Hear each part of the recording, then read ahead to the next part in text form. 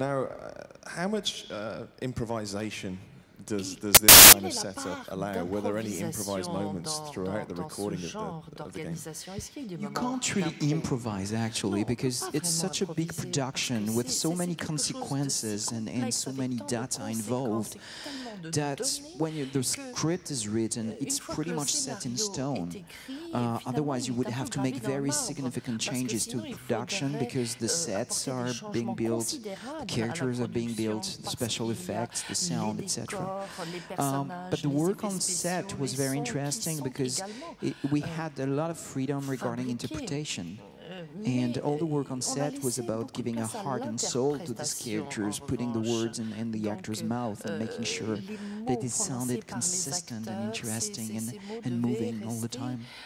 I understand, though, that a little guidon-shaped bird told me that there is one scene involving Ellen and a guitar that was unexpected. It was really unexpected, and it's really one of the strong moments I had on set with Ellen. We had many, I think.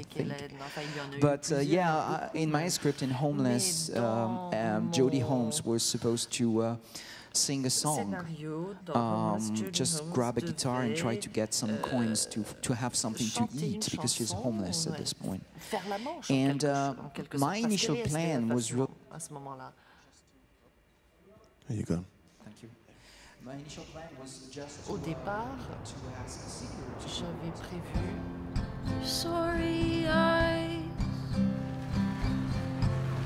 you cut through the bone, make it hard to leave you alone. They leave you here, wearing your wounds,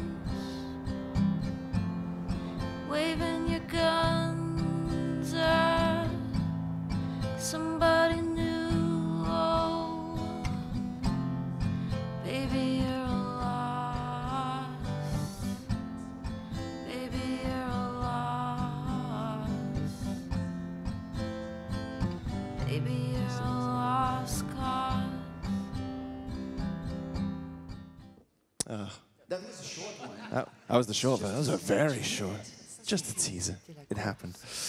Okay, so one topic I'd like to touch on is Jodie as a character and what she represents for female characters in games at large.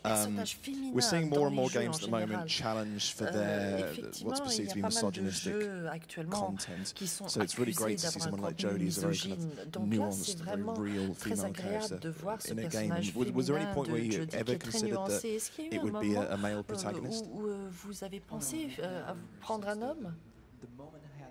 Non, absolument pas. Dès que j'ai eu Be a female l'idée, protagonist, pour moi, and I didn't want Jodie to be a video game character. I wanted someone who would feel real and grounded in reality. Because if I wanted the audience to believe in this story and this relationship with a ghost, I needed a real girl. I need someone being real here and now.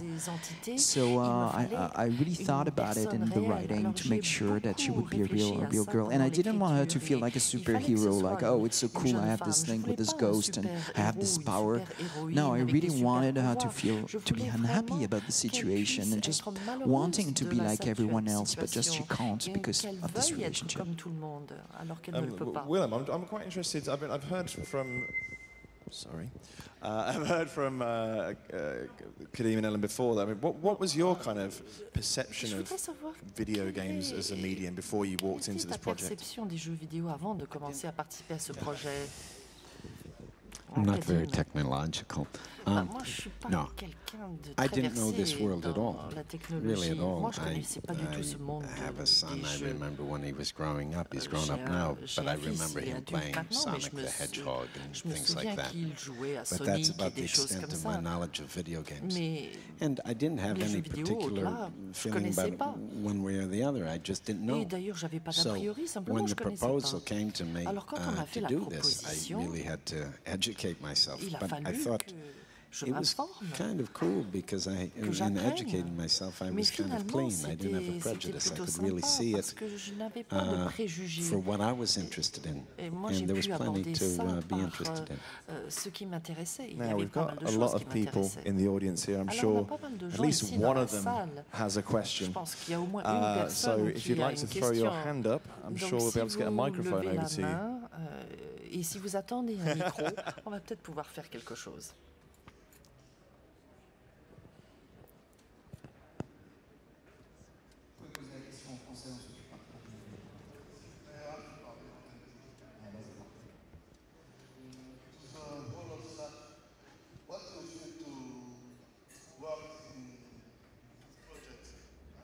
Beyond Two Souls.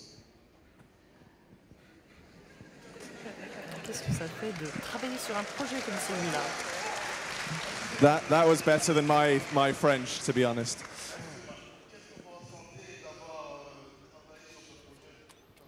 Does it feel to have worked on a project such as this? Unfortunately, the sound isn't coming through very clearly.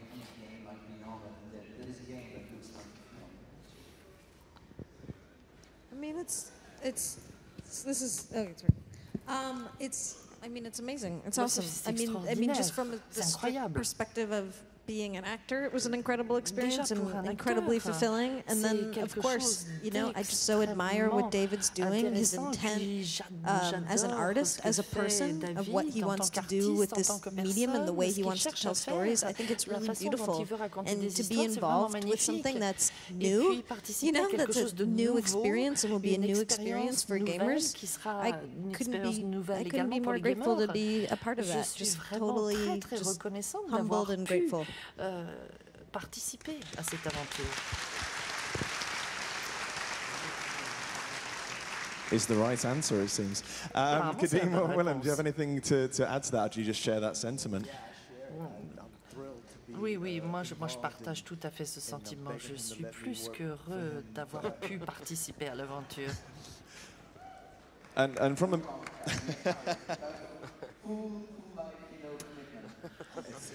I'm in. I believe you've already been offered a job, haven't you? Absolutely. Official T-boy. And Lauren, from a music perspective as well, I mean, you've composed on quite a few major titles. Where does this stand in that kind of pantheon? You know, I think games there used to be a snobbery factor with games, and I think there was such a big segregation, the same way television was separate from film. And now, I think what this game is going to do is just wake people up and realise that you are going to get the same standard in a game as in a Hollywood blockbuster film. And I think what was fun about this was kind of the murmurings on the internet about, is this a game or a film? And it was winding people up, which I thought was great, because why can't it be both? And it's obviously the way the future is going to go. With gaming, it is going to be a cross-platform where games used to emulate films. I think it's going to be the other way around now. Another question from the audience. There's hands galore. Hello, everyone, and thank you for being here tonight. My question is for Ellen Page, actually. I wanted to know, since you've been an actress since you were little, there is another actress in this game for you to be pictured as young. Did you work with her, or did you, I don't know, told her some things about how do you act, or how to mimetize, I don't know. Lui avait parlé. The very first day I got there, and I went in before the the day that I think I landed in Paris to start this process. So when I went in and saw her working, I mean, she was way more of a pro than me. I didn't know what was going on. I didn't know what I was walking into, and all the stuff I've seen. I mean, Willem worked with her. I didn't. You know, it's tremendous. All that, you know, I've been playing the game. And because I got an early copy, so sorry. And you know, all the stuff with her is incredible. So. Et avec elle, c'est vraiment formidable. La version She's an American young little girl. She was 8 at the time, and she was just amazing. I mean, when we met the first time, she was taking acting lessons, and we said, "Okay, you can have the role, you can have the part, but you know, you are going to be on set with Willem Dafoe at some point, and you will be the young Ellen Page. So that's some work, and you probably need to take intense lessons, acting lessons for a year just to be prepared for that." And actually, she said, "Yeah, I want to do it." And we asked many times just to make sure we didn't want to force her in any way, just asking kindly, "Are you sure this is what you wanted?" And she said yes. So she took acting lessons for a year, 3 times a week. She was very committed to it. She worked very hard. She was incredibly kind. And I'm so pleased of the performance she gave in the game, because most of the time you don't have real kids in games. You know, you have women, usually adult women, just making the voice. But actually, it's really this little girl playing the role. And I think she's incredibly moving in the game. She has many scenes, and she's really, really... I figured it out. You know, the thing is that we were thinking about it in the last week, and I think we're on about 4 to 5 hours worth of music, which for a game is a lot. And the main reason for it is obviously because of the type of nature of this. If the character's reaction is going to be happy, we have to have a happy piece. If it's going to be sad, it has to be sad. So the organisation of a project like this is very complicated. You know, you spend longer on Google Docs than you do writing music, because it's just unimaginable, the sheer mass amount of music you have to do. But the main important thing with the collaboration is really the fact that as a composer it's very difficult to work on a game, because you can't, with a film, you watch it regularly, so it's an hour and 50 minutes of music, of film, so you can keep watching it. But with a game, it's very difficult to do that every day, and if you did, you probably wouldn't have a job. So you've got to kind of rely on Mary and David to try to kind of monitor you and control you also, because you don't necessarily have a full understanding of how much music there has to be. On arrive à peine à imaginer toute la musique qui est nécessaire. To be honest, I mean, when we started Beyond, we started working with another composer. His name is Norman Corbell, and is the composer of Heavy Rain. Qui est le compositeur de Heavy Rain.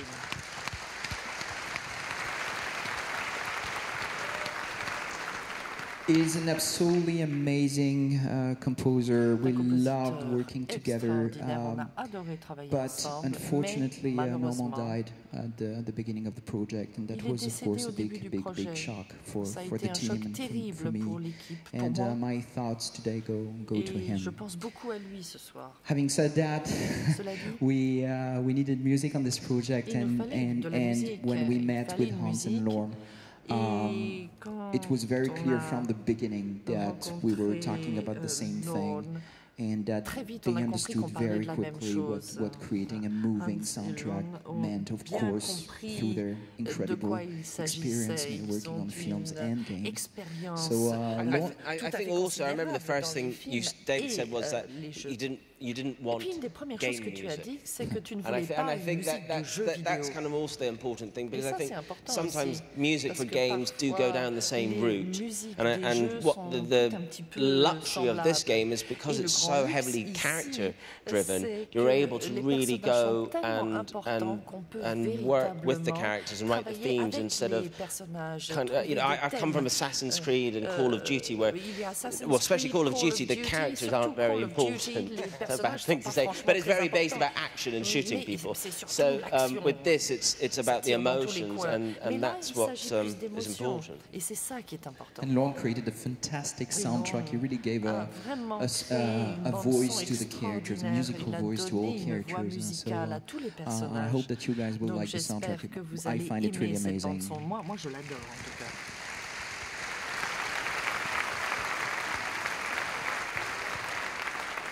I believe the main theme was released online not that long ago, and the response from the PlayStation community seems to be hugely positive.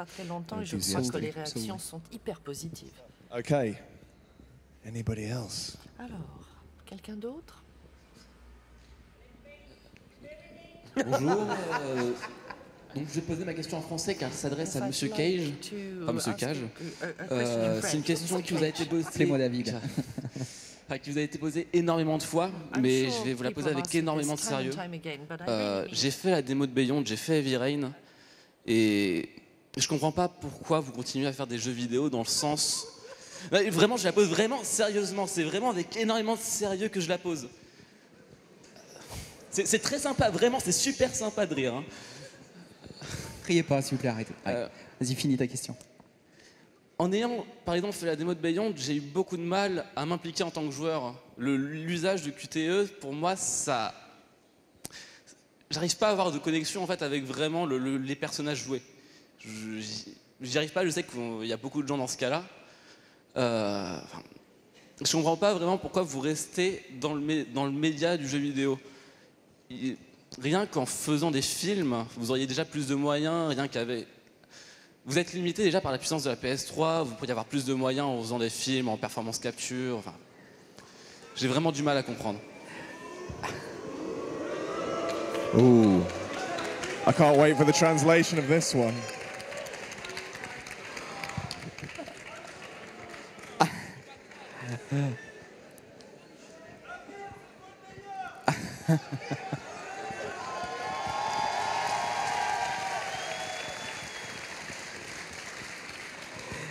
You know what? It's a very it's a discussion between people who need a certain type of gameplay, have certain expectations for what a video game could be or not be, and that's fine. I mean, there are many video games out there giving you the kind of experience that maybe you expect.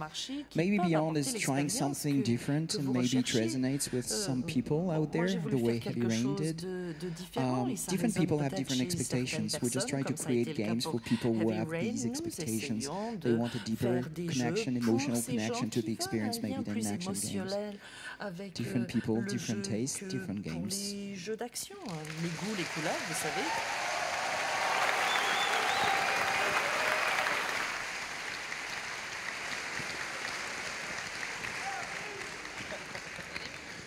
If we keep doing the same thing, how are we supposed to progress? Alors, si nous continuons sans cesse à faire Another toujours la question, même chose, slightly less comment est-ce que wordy nous and allons progresser? controversial this time, please. Bon, quelque chose d'un petit peu moins chaud là cette fois-ci, s'il vous plaît.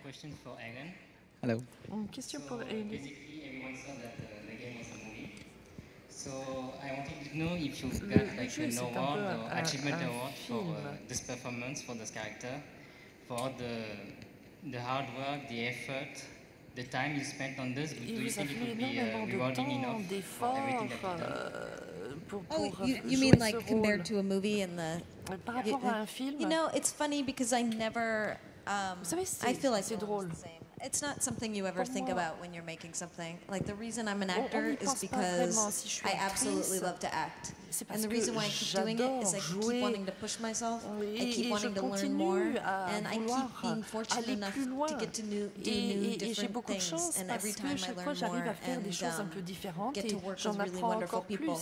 And I've walked away from this experience just you know, so moved by the people I've worked with and so excited to be a part of something that I think is, you know, très enrichissant. So interesting. Travailler avec des personnes de qualité sur quelque chose de très intéressant.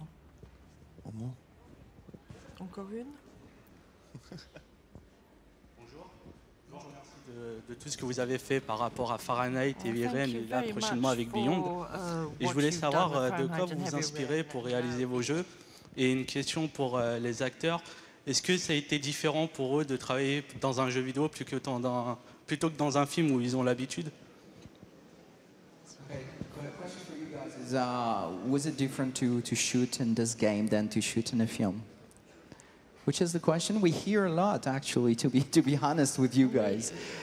C'est une question qu'on entend souvent. Hein. Est-ce que c'est différent? A lot of the things that we've you know spoken of, the fact that in a film, you know, you have a set, you have a wardrobe, you play to one camera, and when you do this and you do this kind of motion capture, you just have absolutely nothing. You're surrounded by, as Willem said, 65, 70 cameras. So all the things that at first you perceive as constraints no wardrobe, no sets, etc., actually become incredibly liberating, incredibly freeing as an actor. And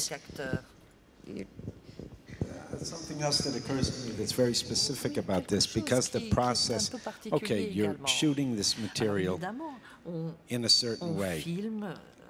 As actors, we're creating this material, and then it becomes something very, very different. So, and because it's not photographed, and it's not photorealism, and it's not naturalism, because it's not photorealism, naturalism that we recognize, a realism in the acting, our biggest job is to inhabit the characters and keep the scenes engaged and true as we can. And the funny thing is, because this process afterwards is so elaborate and so many, it goes through so many filters, you're really free, because you don't have to worry about what things look like. You only have to worry about inhabiting them and staying true to the story. Sometimes, you know, that's difficult to do, because somewhere, either a vanity or an egocentric part of you or something intercedes and makes you get ahead of yourself and stand outside of the scene and wonder where it's going. Here, it was easier to give trust to David, say, we're going to play this out, we're going to generate this material for you, and you're going to make this something else. The acting and the filming were two different stages, so I could really focus on directing actors on set without having to think about the cameras, because the cameras were done at a later stage. So it's really cutting the work in two and allowing you to focus on each stage correctly. Okay, I believe that is all we have time for this evening. So thanks to everybody here for attending this wonderful evening. Thank you. Thanks to everyone watching at home. And of course, thanks to our fantastic panel, David Cage, Willem Dafoe, Ellen Page, Kadeem Herdison, and Lorne Balfe. Thank you and good night.